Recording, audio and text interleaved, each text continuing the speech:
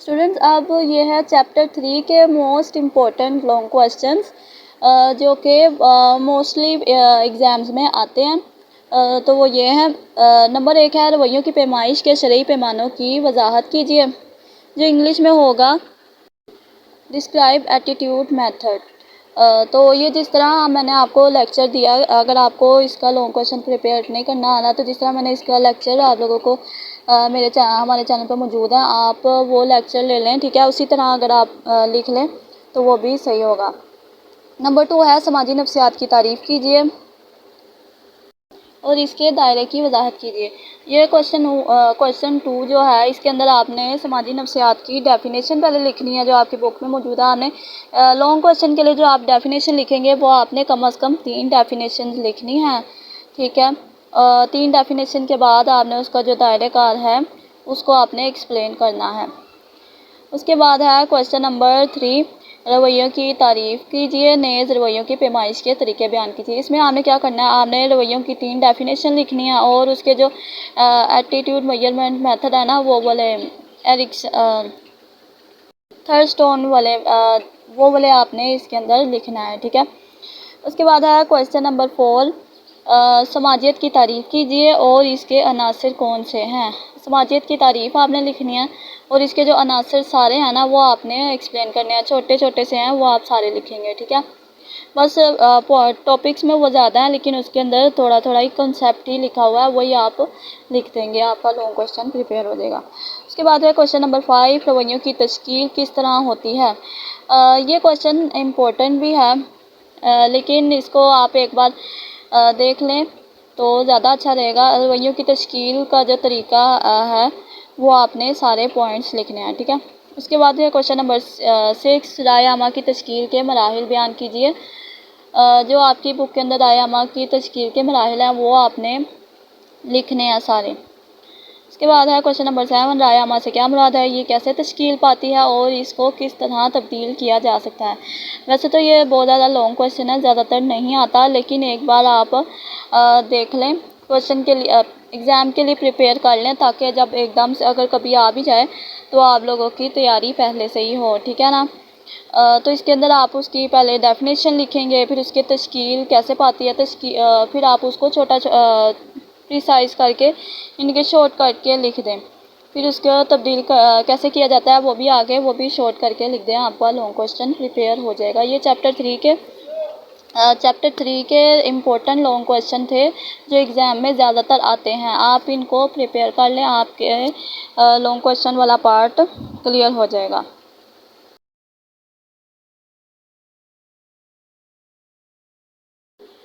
Second year नफ्सियात chapter 4 के important long question students मैंने यहाँ पर लिखे हैं, जो मैं आपको बताऊँगी आज। जो इम्पोर्टेंट लॉन्ग क्वेश्चन हैं पेपर में जो आएंगे वो ये हैं। नंबर 1 पे है रहनुमाई की तारीफ़ करें, तालीमी रहनुमाई और पेशा वाराना रहनुमाई की वजाहत करें।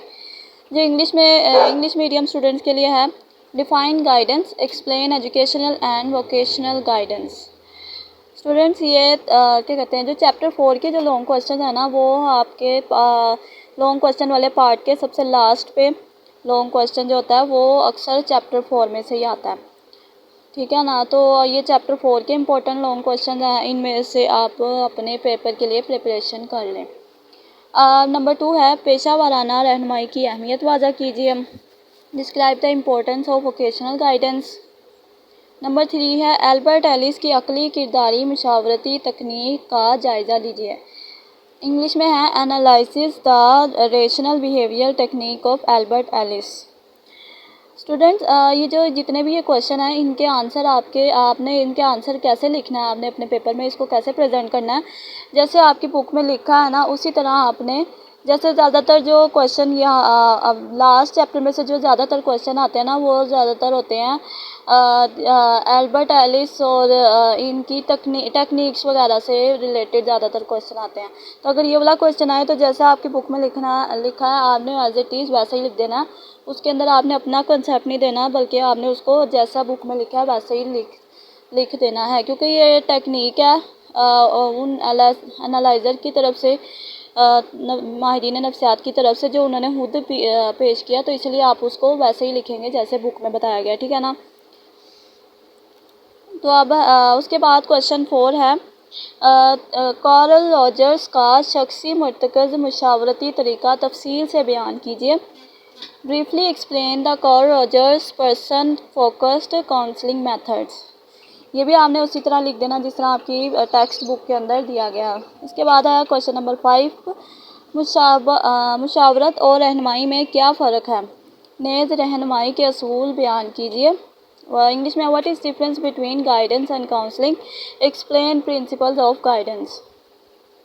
ठीक है, इसमें आपने क्या करना है, आपने मुशावरत और रहनुमाई के जो डिफरेंस वाला टॉपिक है आपकी बुक के अंदर, आप पहले आपने वो लिखना है। फिर उसके बाद जो रहनुमाई के असूल का भी एक अलग बुक के अंदर टॉपिक दिया गया, उसको फिर आपने अलग से लिख लेना है। ठीक है, वो आपका लॉन्ग क्वेश्चन हो जाएगा।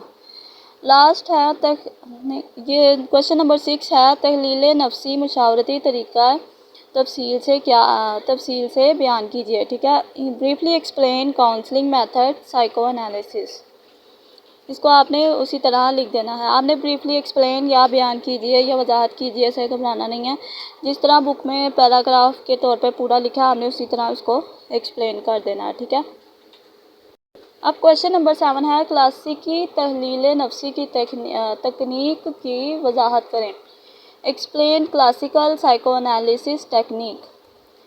उसके बाद है क्वेश्चन 8, अकली जज्बाती तकनीक तफसीलन बयान करें।